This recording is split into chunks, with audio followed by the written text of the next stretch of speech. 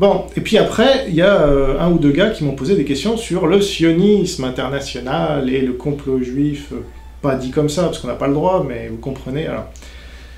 Donc j'ai répondu, je pense, de manière assez adéquate, en disant que c'était un faux problème, mais je suis pas allé assez loin. Donc là, je prends la liberté d'aller un peu plus loin, justement, parce que ça m'a un peu frustré. Dès que, la lumière s'éteint, on se dit « Ah, j'ai oublié de dire ça ». Bon. Donc là, je vais profiter pour en parler, parce que je pense que ça doit être dit, et moi-même, d'ailleurs, je réalise ça, parce que c'est une guerre de l'information, vous comprenez, si les gens sont persuadés que c'est le sionisme international qui dirige le monde, et notamment la France, eh ben, c'est normal, ils vont s'axer là-dessus, ils vont faire des recherches là-dessus, ils vont lire tous les bouquins là-dessus, et du coup, ils connaîtront même pas l'islam, le problème qu'il pose à la France, et que c'est le vrai problème. Donc, j'ai bien répondu, je pense, au gars, en lui disant « Mais toi, t'es de quelle ville ?» Bon, Montpellier. Ah, et tout de suite, Lunel et tout ça, donc je lui dis, bah c'est les sionistes, Lunel, non. Donc là, tout le monde a éclaté de rire, et je pense que ça lui a fait réaliser un truc. Après, ou avant, je sais plus, je lui ai demandé, mais est-ce que tu sais que la Turquie colonise Chypre? Ah non. Bah voilà, donc il y a une colonisation, et là, c'est là où j'aurais dû aller plus loin, mais je sais pas, soit on m'a coupé, soit ça m'est pas venu à l'esprit à ce moment-là, parce que j'étais fatigué.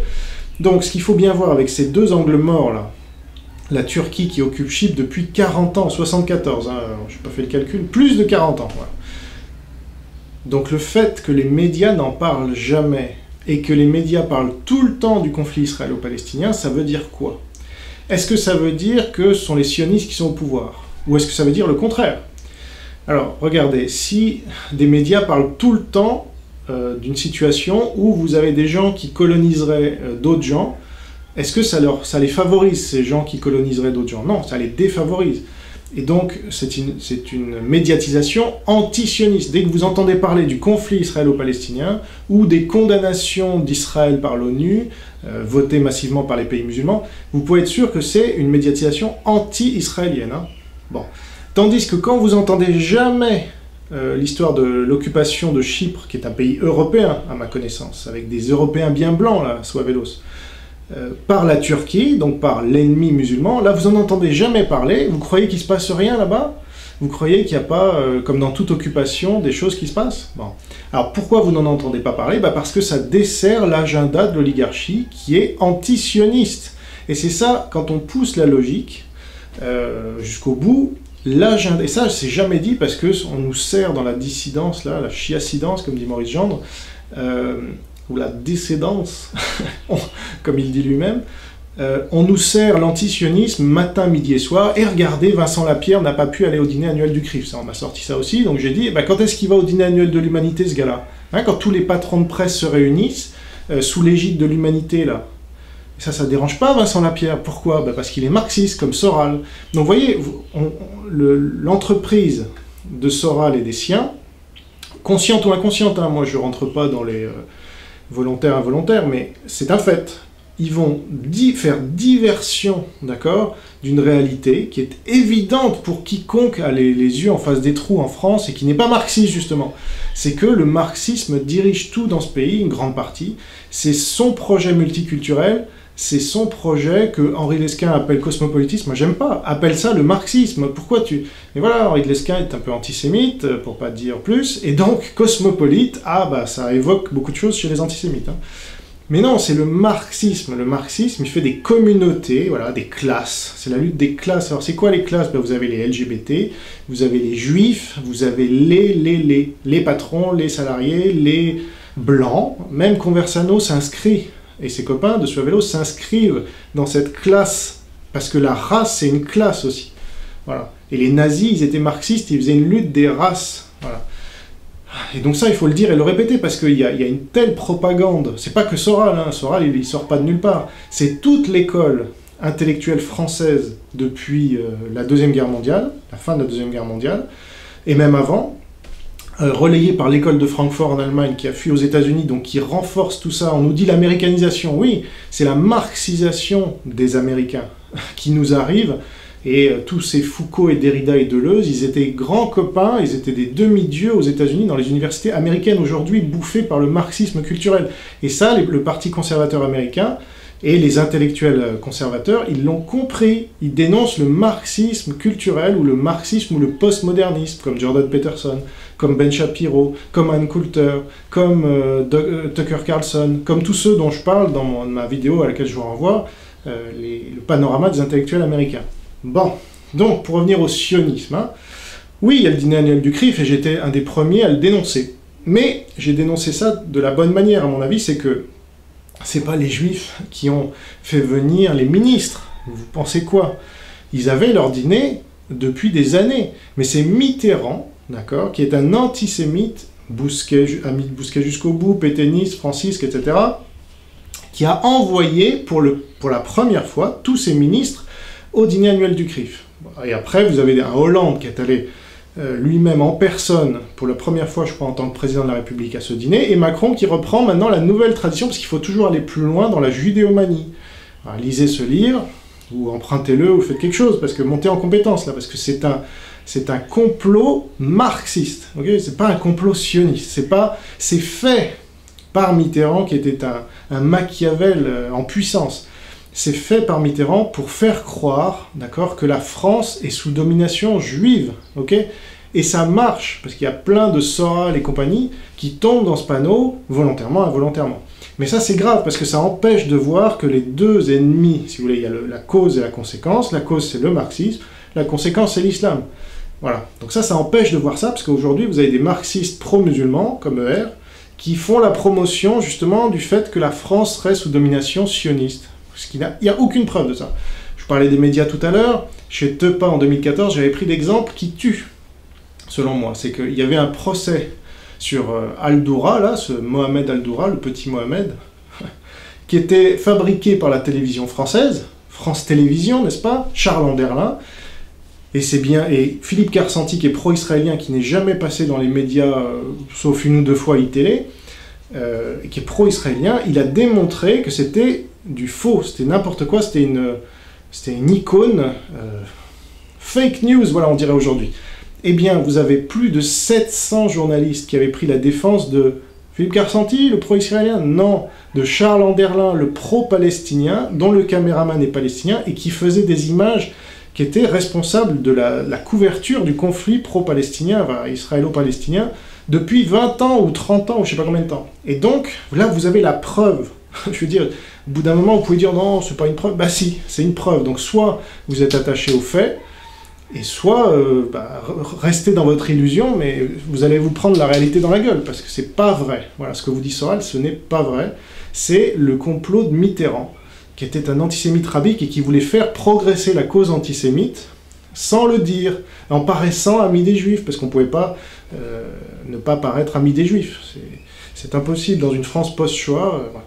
Donc il a alimenté à fond cette idée de la religion de la Shoah, il a passé la loi Guesso, d'accord, c'est encore lui, et ça c'est le complot, d'accord, judéomane, c'est-à-dire des gens antisémites qui ne peuvent pas le dire, mais qui vont en faire tellement pour les Juifs, que ça va se retourner contre eux sous forme d'un antisémitisme de ressentiment qu'on ne pourra pas leur reprocher, parce qu'ils diront, bah non, regardez, moi j'en fais beaucoup pour les Juifs, vous comprenez?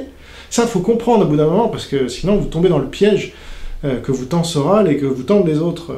L'oligarchie, en gros. L'oligarchie, aujourd'hui, est antisémite. Ils font venir massivement l'islam. L'islam n'est pas antisémite, hein, comme dit Aldostérone, vous n'allez pas tomber dans son piège à lui non plus. L'islam est antisémite. L'antisémitisme, il est plus à l'extrême droite aujourd'hui. Si, chez les cathos rabiques comme Pierre Hillard ou comme Maurice Gendre. Ok, mais c'est ridicule par rapport au vrai antisémitisme de masse, de fond, la lame de fond, là, le tsunami antisémite français qui arrive, français ou d'origine étrangère plutôt, c'est l'antisémitisme musulman. C'est très clair. Donc vous croyez que l'oligarchie, elle est pro-juive. Et alors ça, le pire, c'est que les juifs eux-mêmes, en tout cas leur élite, parce que les juifs du quotidien, comme on dit, ils ne sont pas tombés dans le piège pour la plupart, ils se sont fait prendre en otage par le CRIF, et ça c'est ce qu'on peut leur reprocher, c'est qu'ils ne manifestent pas contre cette prise en otage et qu'ils laissent faire, donc ça ils en sont complices malheureusement pour la plupart, mais le CRIF, il est tombé dans ce piège que lui a tendu Mitterrand et que lui tendent chacun des présidents suivants, parce qu'aucun ne remet en question ce dîner communautariste débile qui alimente en plus le communautarisme musulman, LGBT et tout ça, voilà, c'est le projet marxiste. Ils sont tombés dans ce piège comme ils étaient tombés, comme les gens de l'UGIF, leurs ancêtres, étaient tombés dans le piège des nazis qui leur avaient dit, voilà, ils ont été créés par les nazis, ces gens-là. C'est eux. Alors vous vous rendez compte, ce sont les nazis qui ont créé l'UGIF, d'accord, pour la première communauté, enfin, dirigeants de communautés juives en France ont été créés par les nazis, ok? Et vous doutez que Mitterrand, qui était du côté des nazis, refasse la même chose avec le CRIF aujourd'hui? Il faut quand même lire un peu dans les cartes, là, il faut être un peu plus malin que ces gens-là. Mais c'est vrai que c'est très malin, c'est très bien foutu, on peut tomber dedans quand on n'est pas très éduqué politiquement, voilà, je dirais ça, parce que les marxistes ne sont pas éduqués politiquement, ils ont beaucoup de verbiage, de mots compliqués pour cacher le fait qu'ils ne comprennent pas en fait la réalité. Et la meilleure preuve, c'est que tous les régimes marxistes s'écroulent au bout de 10, 50 ou 100 ans, parce que ça tient pas debout leur truc, c'est pas basé sur la réalité. Bon. Donc là, voilà, je voulais aller jusqu'au bout de cette réflexion, parce que moi j'en ai marre que dans un débat aussi intéressant qu'on a eu avec Rayad, il y a des gens encore qui me sortent le sionisme international. Et Israël, déjà je m'en fous moi d'Israël, je suis patriote français. Qu'est-ce que vous me parlez d'Israël? Et vous aussi, vous devriez vous en foutre d'Israël. Mais voilà, c'est la même chose. L'islam est ici, les juifs, ils se cassent parce qu'ils sont attaqués par les musulmans de plus en plus, comme dans toute l'Europe. Et le mec vient me dire que c'est le sionisme qui est au pouvoir, sans même voir que là où il est le plus puissant, c'est-à-dire en Israël et surtout aux États-Unis, d'accord, c'est là où il y a le plus de liberté d'expression. Les gars, ils peuvent s'exprimer sur Internet grâce aux sionistes. Ou ce qu'ils appellent les sionistes. Moi, j'appelle pas ça les sionistes. Le sionisme est un projet qui a abouti en 48, donc c'est terminé. Parlez des juifs, les gars. Ayez ce courage. Mais non, il n'y a que Rissen alors qui a ce courage-là. C'est quand même triste. Donc là où il y a le plus fort lobby juif, moi j'en parle du lobby juif. Et je sais que j'ai pas peur du politiquement correct. Mais effectivement, l'AIPAC, c'est un lobby juif, ok? Eh bien, ces gens-là, ils ont beau avoir énormément de pouvoir sur les États-Unis, je suis premier à reconnaître, vous avez le premier amendement, liberté d'expression totale, qui permet aux nazis, aux antisémites et aux négationnistes de parler autant qu'ils veulent. Voilà.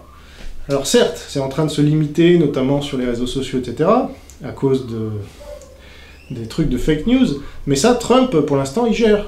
Ok? Et c'est lui qui a été élu. Bon. Donc, je me calme un peu, mais ça m'énerve. Parce que là, on a une stratégie très claire qui est celle du maréchal Pétain en 40. Ne vous inquiétez pas, les patriotes, je gère. Vous pouvez être nazi, pro-nazi, peu importe. Vous pouvez être ce que vous voulez. Je gère, soutenez-moi et les moutons seront bien gardés. Et ça, c'est le rôle de Soral aujourd'hui, comme de Macron. C'est les mêmes, c'est les Pétains. Voilà. Ou Marion Maréchal Le Pen, qui arrive, ou Marine Le Pen évidemment, mais c'est Marion qui va prendre la suite. Hein. La tante, elle est grillée, là. Elle a beau se réélire et donner un nouveau nom bidon, qui rappelle d'ailleurs les heures les plus sombres de l'histoire. Hein. C'est ça qui est drôle.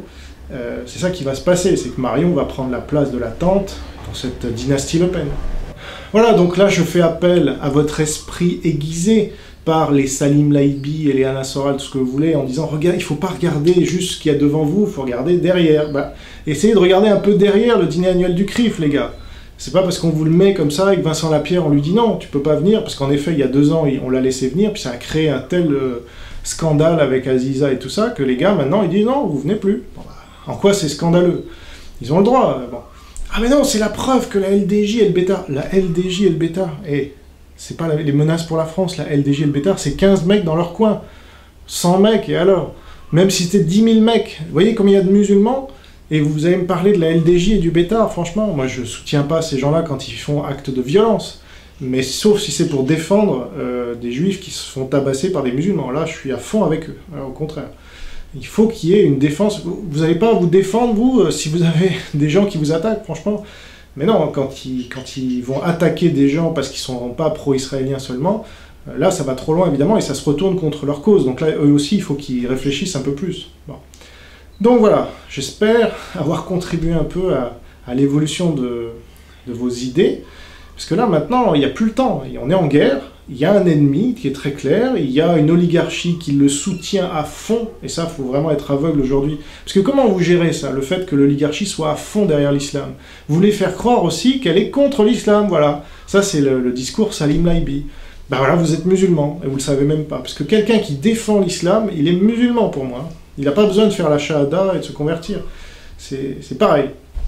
Donc non, l'islam n'est pas vilipendé ou vitupéré en France et en Europe. Les gens qui dénoncent l'islam, ils sont exclus. Ah, vous allez me dire Zemmour, mais c'est la caution, c'est pour faire... c'est l'alibi.